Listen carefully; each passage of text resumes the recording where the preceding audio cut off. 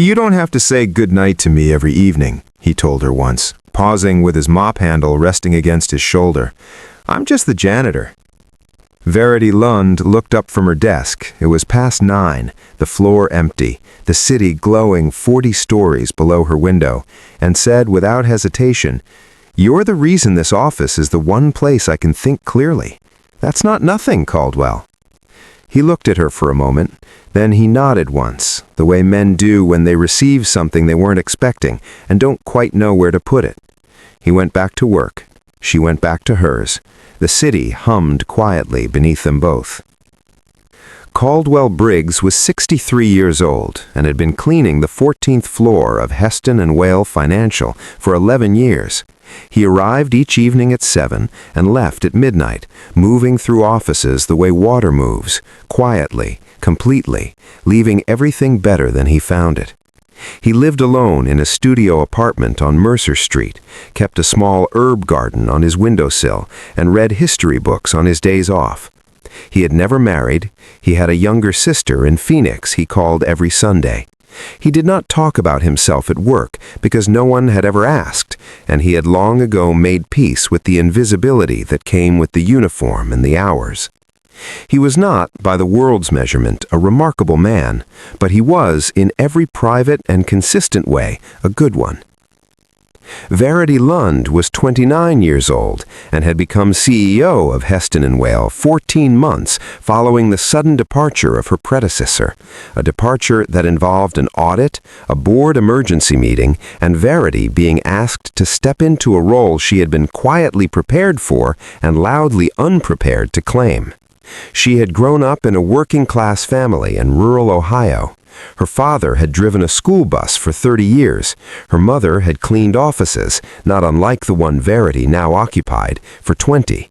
She knew what invisible labor looked like. She had been raised by it. This was why, on her third night in the new office, when Caldwell knocked and let himself in with his cart at 7:15, she had looked up and said hello instead of looking back down. 11 months passed in the rhythm of evening exchanges. She learned that he took his coffee without sugar. He learned that she kept the window cracked regardless of weather because silence felt too sealed without it. She learned that he'd wanted to be a high school history teacher and had been 2 semesters from finishing his degree when his mother's illness had pulled him home and then kept him there for 6 years, and by the time she passed, that particular life had closed in the way windows do, not with a slam, but with a slow, permanent settling.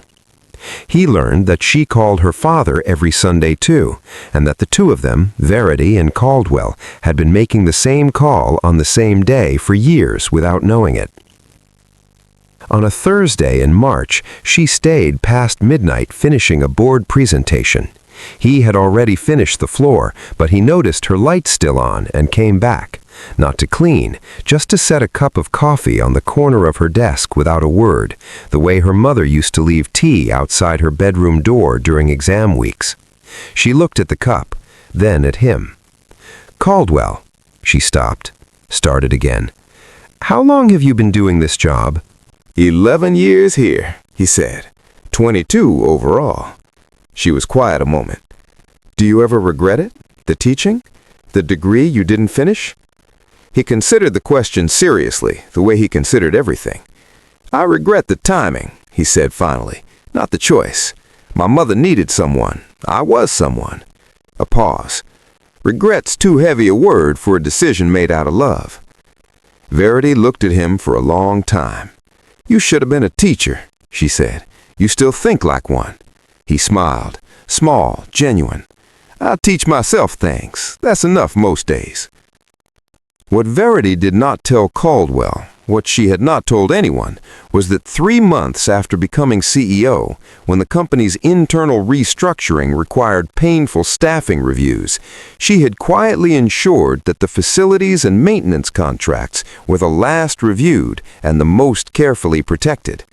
She had sat in budget meetings and argued calmly and with data that the people who maintained the building's function deserved wage stability before executive bonuses were discussed. She had won those arguments. The board had not understood why she cared so much.